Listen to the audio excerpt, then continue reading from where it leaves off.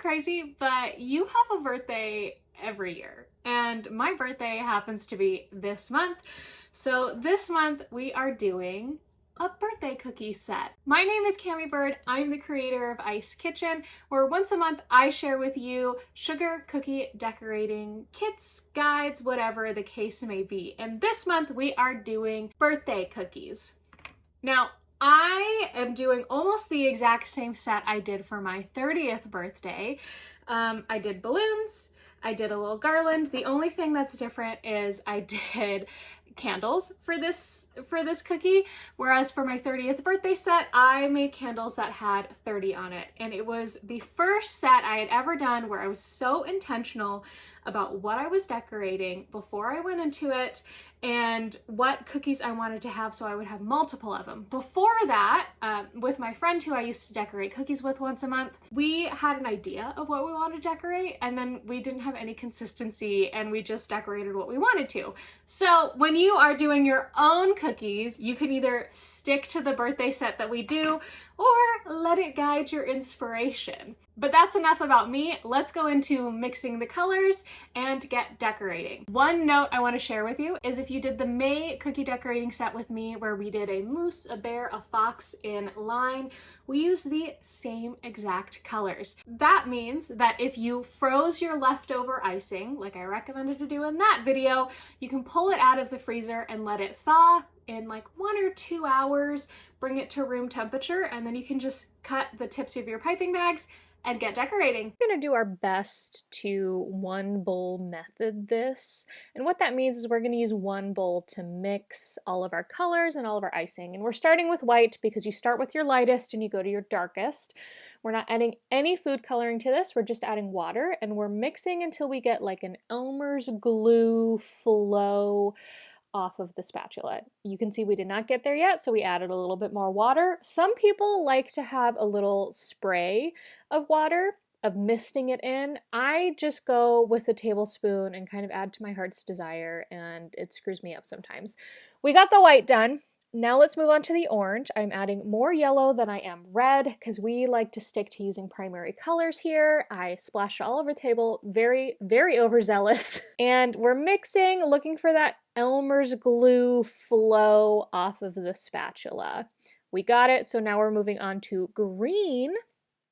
And for this, we're doing yellow and blue, and we want a lot more yellow than blue so that we can get a pretty solid green. And we add water every single time after we add food coloring to just get that flow going in there. And we're mixing, mixing, mixing. Elmer's glue. Perfect. Next up we have blue. We're just going in with a straight blue. We don't want to add too much. The key to blue is if you want it light, add just a little bit at a time. But if you want like the blue that's on your food coloring, you want to add it until it's no longer changing color. Now I thinned mine out too much, so I just added some powdered sugar so I could get to that Elmer's glue flow off of the spatula. And we're ending with black. I don't mind that there's kind of a lot of blue left in this because the black takes a while to develop in the cookie world. That's what we say. We got it to a dark gray, love it, perfect. Now let's set our stage for how we're setting up. I put down my parchment, my little turntable, paper towel, scribe. Then I'm gonna go ahead and grab my colors and my cookies. Now the last thing that we need to do before we can start decorating is cut the tips of our tipless piping bags. Now, tipless just means that you're not using a piping tip on it. That's really it. So you can kind of create your piping tip, and that's what we're doing by cutting the end. We want a straight across. Less is more. You can always cut more later. We're going to start with the balloon cookie, but honestly, I'd probably have you do this one last because each one of these cookies is going to need layers. So you start off by just pressure piping a blob. And I did green here, but you can do orange, you can do blue, you can do whatever color you want, and then you're going to outline your cookie with your white and then fill in. And I like to fill in around the blob color first so it can kind of keep its circle-y shape. And then you're just going to slowly fill in around it, making sure, I like to make sure I don't get too close to the edge and I come back in with a scribe after to just push the icing to that edge line so that it's less likely to overflow. You're gonna let your cookie dry, and then once it is dry, you can see it's matte. I'm coming in with the black, and you can see I'm letting my icing fall onto the cookie instead of touching the tip of my piping bag to the cookie. And I'm just going straight in a circle-ish shape, and then I'm gonna add a little liney, twirly tail, and then come in and add the end of the balloon, so a little triangle shape. And that's your balloon cookie. Next up, you're going to create a base white. So you're going to outline your cookie with white, and then you're going to fill in that section with white. You're going to do this for both the candle and the confetti streamer cookie.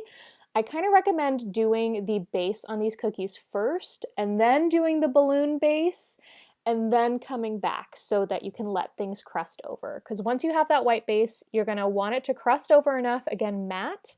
And we're going to come in alternating between pressure piping the green and the blue. And when I say pressure piping, this is in real time. I am just pushing out until I get the thickness I want of the icing on the cookie. And I'm staggering these as well, you can see. And I didn't go through and put the green and then come back and do the blue because I wanted to make sure there was a little bit more evenness between the cookies, and I'm just not that good a judge between the evenness. So after pressure piping these on, I'm going to come in with the orange, and I'm going to try and make it look like a candle, right? I want it to look like a flame, so I'm letting it kind of pressure pipe and then slowly dragging or pulling away. You can also just pipe on a dot, because regardless, I come back with a scribe to slowly get some of that icing on my scribe and drag it up. I'm not actually dragging it on the cookie. I'm kind of like hovering a little in the air to hopefully tease it forward, up, whatever direction you're thinking this is. And I do that until it kind of looks like a candle. And there's our candle cookie. And for the confetti streamer cookie, again, you want that white base. So you're outlining with white, and then you're going to fill that in. Now this is 2 times speed. Yours does not need to go this fast. Again, I am not putting that icing all the way to the edge because I come back with my scribe and push it to the edge. And then if I feel like I push too much, I push them back in the middle. And then I come in with my black line. This is in real time, and I'm just doing a little half circle to one side and then a half circle to the other. We want this to look very streamer. And then I'm going to come in and alternate between my colors, and we're going to do this in 2 phases. So first I'm doing green, and I'm just laying down 3 lines. If your icing doesn't feel too thick, like it feels a little blobby, it feels a little too liquidy, you can just do 2 and do this in 3 phases. Because what you're going to do is pipe on a few lines, and then you're going to come back and pipe on more. Now my blue is really what I should have done in 3 phases. This was a very blobby color. Frankly, they all kind of look like they're going on really well, and then I came back and I was like, oh, okay. And again, since my spatial awareness is not perfect here, I am alternating as I go instead of like, oh, I'll just do green, oh, I'll just do orange, and then I'll add in blue, because I want to get them to space a little bit better. And I'm just very slowly pressuring my piping bag so that the icing flows out and it touches the cookie. And I'm not trying to touch the cookie myself. And the same with ending that line. I'm just stopping pressure and kind of letting it fall. Honestly, sometimes this is entirely up to your icing. But here we are going back, re-hitting the blue, we re-hit the green, now we're doing the orange. And this is what I mean by 2 phases. We let the first section dry, and then we're coming back to add on a little bit more, make them look a little fuller, and if you really want to, you can overlap the black again.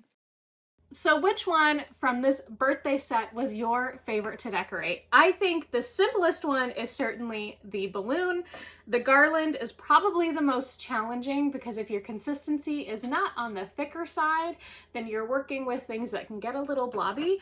And then the candles were an easy yet fun addition. Now, if you decorated anything different from this set, but the set inspired you, please share it with me wherever you're at online. You can even email it to me. If you've signed up to get the emails, you know where to access my email, but you can also find it in the description down below. And if you liked this video, even if you just liked watching it, please give me a thumbs up and comment of a set that you would like me to do in the future.